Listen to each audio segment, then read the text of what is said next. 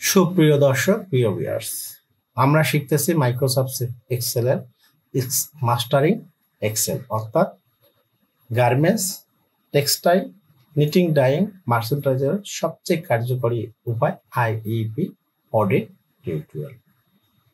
ইতিপূর্বে বেশ কয়েকটি ভিডিও পাবলিশ করেছি। আজকের টিউটোরিয়ালে আমরা অডিট টিমকে কিভাবে ডাটাটা দিতে হয় তা দেখব।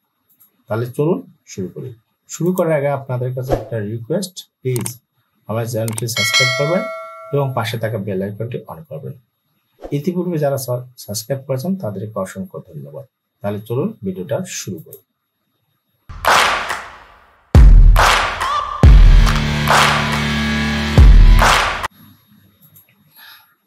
আমাদের ডাটাটা সমাধান ওকে। এখন আমরা যা শুধু কি করি, প্রোটোটাইপ দরকার, এইটার দরকার নাই। এখন আমরা কি যা শুধু অর্ডার টাইপটা রাখবো। কি রাখবো?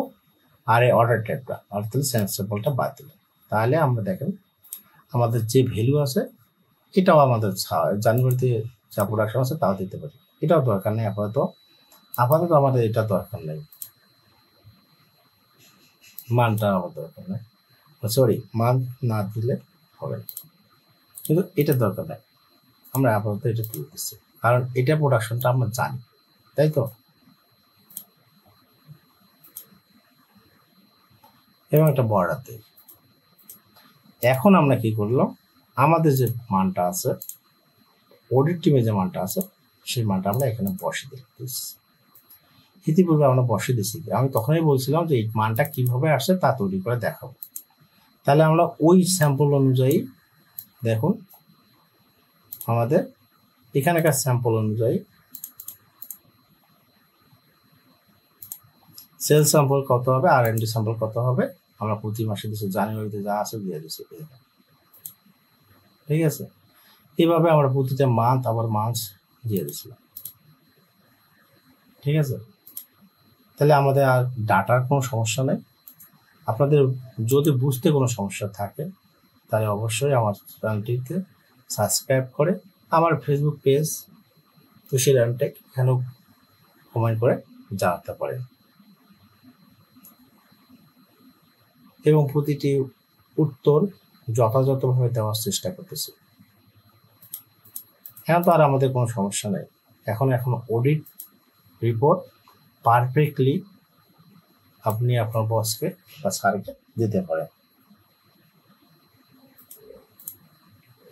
আচ্ছা, আর একটা সমস্যা ছিল, আমরা এটা দেখছিলাম যে আসলে জানুয়ারি থেকে মান্থগুলো কিভাবে নিতে হয়। গত সর্বশেষ টিউটোরিয়ালে আমরা দেখেছিলাম যে আসলে এইগুলো ডাটাগুলো আসে অন্য জায়গা থেকে, অন্য লেভেল থেকে। এইগুলো অনেক একটা ক্রিটিক্যাল বিষয়। এই যে প্রতি ডেট বাই ডেট ধরে ধরে নিতে হয়। আমাদের কন্টিনিউ করে যারা রিপোর্ট তৈরি করে তারা ডে বাই ডে তৈরি করে। এই ডে বাই ডে থেকে আপনাকে মাস্টারিং, যদি আপনি একটা রিপোর্ট তৈরি করেন, প্রপারলি একটা রিপোর্ট তৈরি করেন, তাহলে কিন্তু আপনাদের আর কোনো মাদার রিপোর্ট তৈরি করেন, অর্থাৎ আপনি এখান থেকে যা তৈরি করেন, যা পাচ্ছেন সেই রেটগুলো যদি ওখানে প্রতিদিন রেখে দেন একটা মাদার রিপোর্ট করে, তাহলে আপনার যাওয়া মাত্র রিপোর্টগুলো আপনি দিতে পারবেন।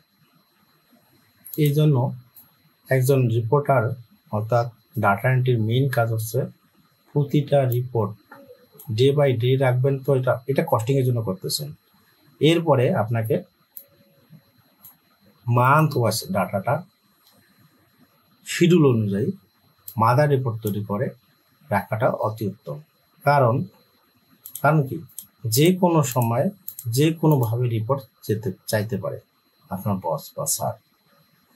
টপ ম্যানেজমেন্ট কি চলবে, টপ ম্যানেজমেন্ট চাইলে আপনাদের অবশ্যই স্যার বলবে যে স্যার এই ডাটাটা আমাদেরকে দেন। এখন যদি ওই ডাটাটা যদি আপনাদের কাছে কমপ্লিট করা না থাকে, একটা প্যাকেজ করা না থাকে, তাহলে আপনাকে ওই 6 মাসের টাকা একদিনে নিয়ে আসা সম্ভব না, তাৎক্ষণিকভাবে নিয়ে আসা সম্ভব না। এই জন্য এটা একটা মাদার রিপোর্ট তৈরি করে রাখা অনেক গুরুত্বপূর্ণ বিষয়। আমরা ইতিপূর্বে মাদার রিপোর্ট কিভাবে তৈরি করতে হয় তা দেখেছিলাম। যেমন এই যে এখানে ডাটা দেয়, day by day data, booking receipt, এইরকম ডাটাগুলো যদি রিসিভ করা থাকে তাহলে কিন্তু এখান থেকে ডাটা তৈরি করে পিভট টেবিল তৈরি করে দেওয়া একদম ইজি।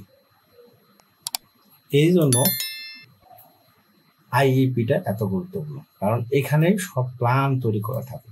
সেট অ্যাডমিন থেকে আপনাদের ডাটা তৈরি করে চাবে না, 100% চাবে, কারণ অডিটের বিষয় অনেক বিষয় আছে, অডিট আছে, তারপরে আছে বায়ার ভিজিট আছে, অনেক কিছু ডাটা নির্ভর করে আপনার উপর। আপনার কাছ থেকে ডাটাটা নিয়ে তারপর অ্যাডমিন তারপর অডিটকে দেখাবে বা হচ্ছে বায়ারকে দেখাবে। এই জন্য ডাটাগুলো অবশ্যই পুঙ্খানুপুঙ্খানু মাদার রিপোর্ট করার চেষ্টা করুন। দেখেন এখানে একটু দেখি, আমরা এখানে জুলাই মাসের 28 তারিখ পর্যন্ত আছে, বুঝতে পারছেন? এই জন্য ডাটাগুলো এত ব্যাপক চাহিদা শুরু। এখন বর্তমানকার যুগ এমন একটা যুগে আমরা বসবাস করেছি যেখানে ডাটা নেই মানে আপনার রিসোর্স নেই, আর রিসোর্স নেই মানে আপনার লিডারশিপ গ্রো করতে পারবেন না। সাইলেন্ট লিডার অর্থাৎ ফলস কমিউনিকেশনে আপনি সবসময় পড়ে যাবেন, আর কেউ চায় না যে আপনি ফলস কমিউনিকেশন পড়ে যান। যে কোনো একটা প্রতিষ্ঠানের মেইন সোর্সিং হচ্ছে ডাটা। যদি আপনার ডাটা ঠিক না থাকে তাহলে আপনি কখনোই ভালো কিছু করতে পারবেন না। র্যাঙ্কিংয়ে অর্থাৎ বিশ্বের র্যাঙ্কিংয়ে, বাংলাদেশের র্যাঙ্কিংয়ে যদি আপনাকে যেতে হয়, আর সেক্টর অনুযায়ী যদি গার্মেন্টস অনুযায়ী র্যাঙ্কিং করতে হয়, তাহলে আপনাকে ডাটা, পরিবেশ, তারপর সমস্ত কিছু ডাটার ওপর নির্ভর করতেছে। এই ডাটাগুলো আপনাকে পুঙ্খানুপুঙ্খ ডাটাকে রাখতে হবে।